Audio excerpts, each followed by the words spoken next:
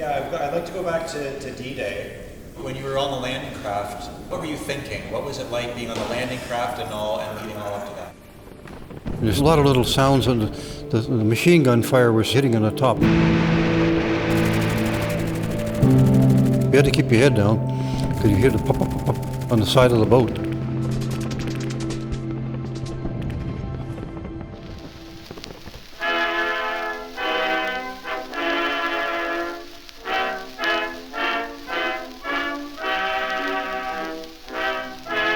In September of 1939, as an aggressive and powerful Nazi Germany invaded the borders of Poland, many nations began mobilizing for an inevitable global war.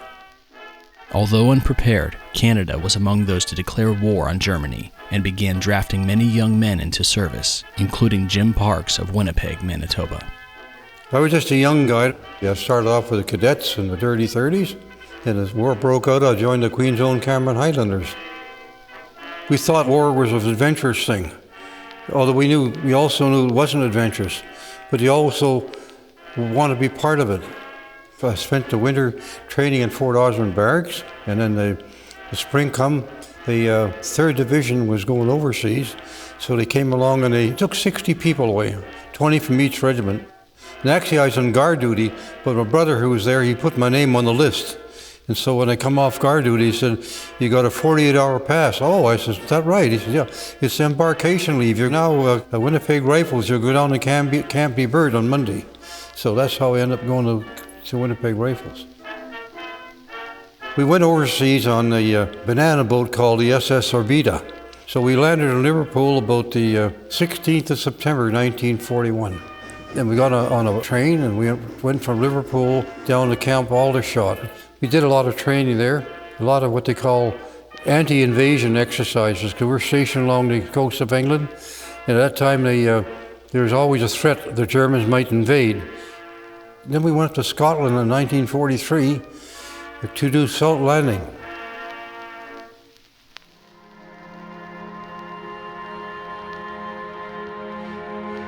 After years of preparation, the Allies were ready to turn the tide of the war, selecting Normandy Beach as their gateway towards victory. This short stretch of French coast was divided into 5 different beaches. Jim and the Royal Winnipeg Rifles would land on Juno Beach with the rest of the 3rd Canadian Infantry Division. For many, this baptism by fire was their first and last combat experience. There's a lot of little sounds, and the machine gun fire was hitting on the top. You had to keep your head down because you hear the pop, pop, pop, pop on the side of the boat.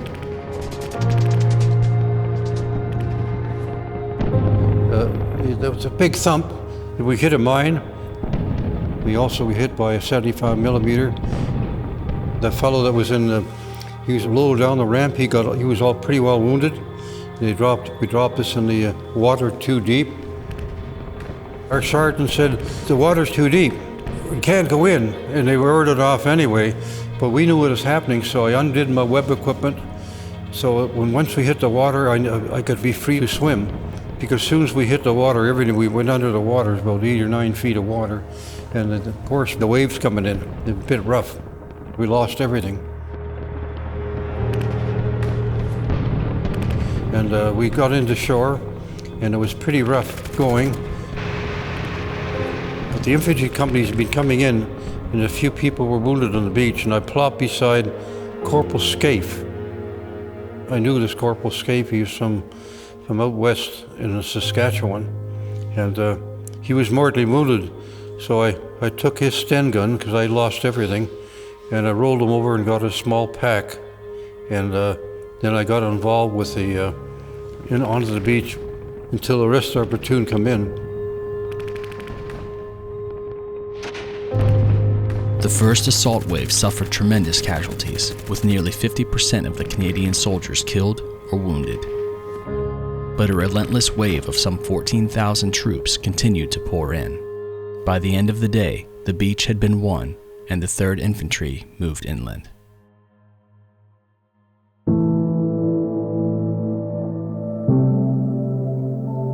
After you got off the beach, where it was pretty messy, for a while in it was very quiet.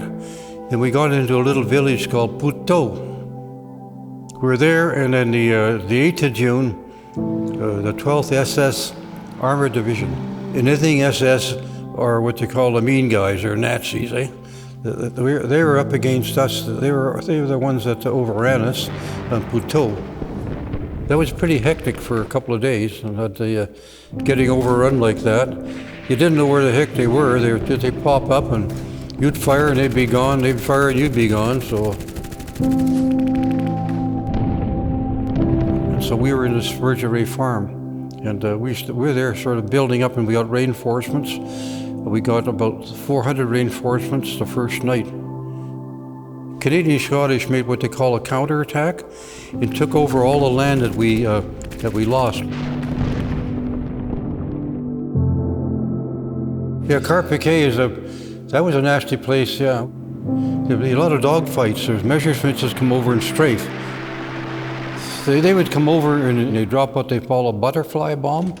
It had wings on it. And when they drop it, it would float. And they'd float around. You wouldn't hear them coming. And they would land and explode. So they'd come over and drop, and you'd hear the explosions here and there. You're just hoping they wouldn't be dropping over where you are, because you couldn't hear them or see them until they actually landed and exploded. And the Germans were well entrenched. They had the 88s. 88s was the best cannon on any side in World War II. I remember this one time, I was going into looking for cover. I got caught out in the open. I ran, and I got my foot on the windowsill and ducked, and the shell landed right behind me and blew me through the window. Next thing I remember, I was sitting at the regimental aid post with a cup of tea in my hand. So by the time they dragged me out, they put me in one of these jeeps with a stretcher on. It took me back to the regimental aid post, which should be a mile and a half behind at least. And here I am sitting with a keep. How in the hell did I get here?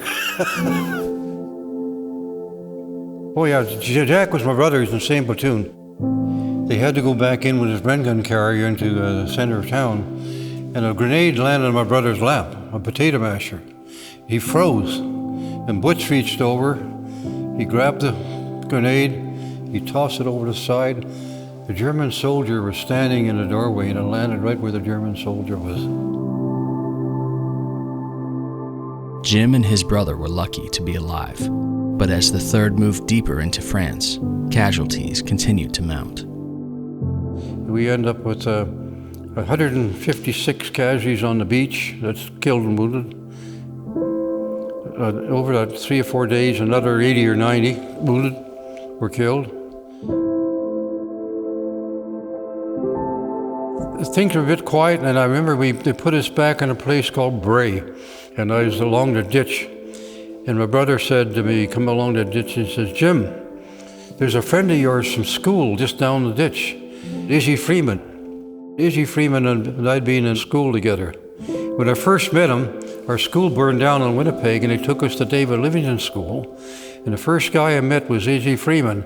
He come up to me and he bumped me and he said, what are you guys doing here? He started being a bit of a bully. And I bumped him back and I said, our school burned down, we're supposed to be here. And so we got to be good friends, played in the same baseball team. And like I say, I never saw him again after that time until the 8th of July. A shell hit his trench. Him and the other guy were both killed. So I'd seen him the day before, and he was killed by 88 the next day. So this happened quite often. So.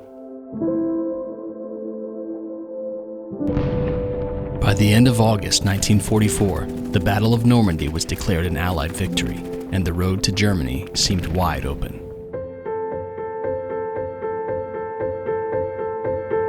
Jim and the Winnipeg Rifles continued north in an attempt to liberate Holland from Hitler's grasp.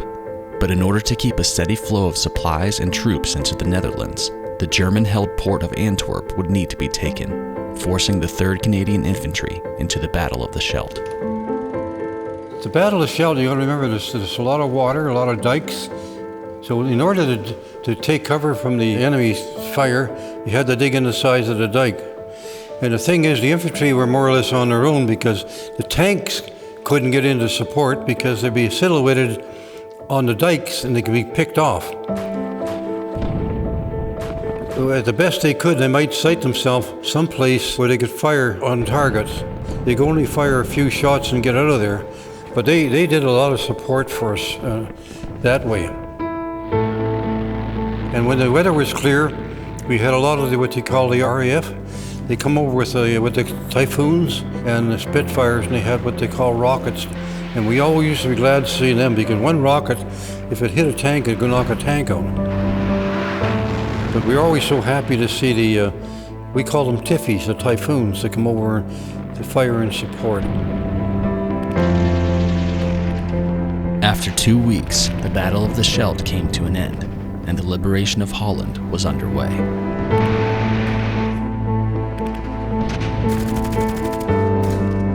Fighting would continue throughout the country until May of 1945. Elsewhere in Europe, Hitler's once powerful armed forces continued to crumble, and German soldiers surrendered in droves.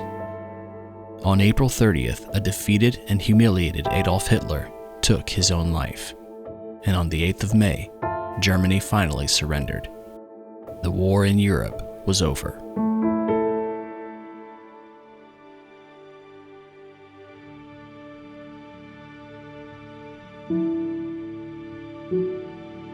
To this day, Jim recalls with great pride the joy and gratitude of the people of Holland, newly liberated by their Canadian allies.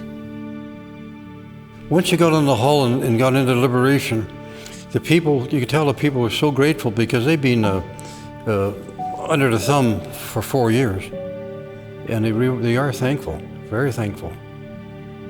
I've been back there a few times, and it's even now you could tell how thankful they are for the Canadians. The Canadians are so well expected over there.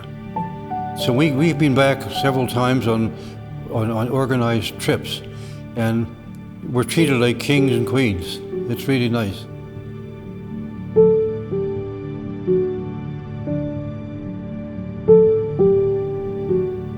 So if you could say one thing to communicate to the younger generation.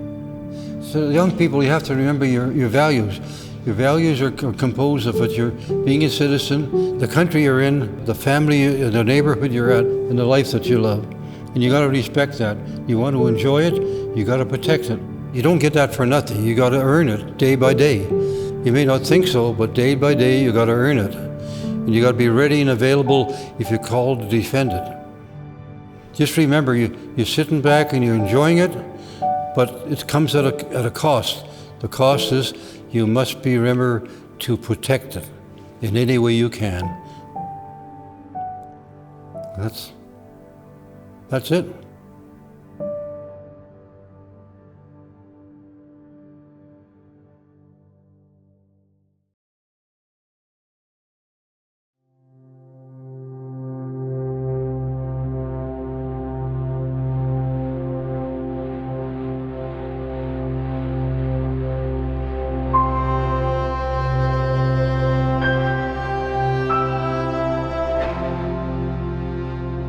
Hi everyone, I'm Josh from Memoirs of World War II, and I just want to say thank you for watching this episode. Our goal is to capture as many World War II veteran stories as we can from all over the world, but we can't do it alone. If you'd like to help us in this mission, consider supporting us through Patreon and check out our website memoirsofworldwar2.com for more information. If you haven't already, be sure to subscribe to our channel and click the notification bell so you don't miss a single episode. Again, we want to thank you for your support, and thanks for watching.